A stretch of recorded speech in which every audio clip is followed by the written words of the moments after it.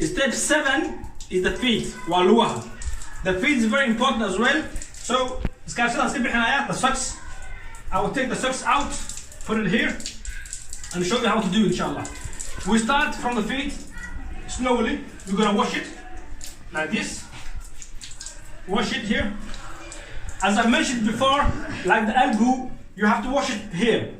If you make higher and higher, more reward you will get in just one day. Your legs gonna be in nur, and Rasulullah is gonna recognize you, inshallah ta'ala. That's it. So I put it here, from here, take it a little bit higher, inshallah ta'ala, and 3 times as well. And it's important that the water touch between your fingers, inshallah. As well the fingers here, so your fingers, your toes, you have to wash it all around, inshallah. You see?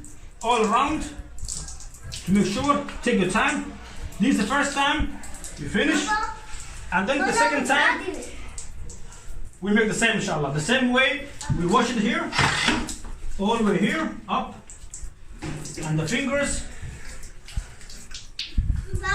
Yes, you finish here. And you take it a little bit higher. Exactly. So it means that your ablution or your wudu is finished now.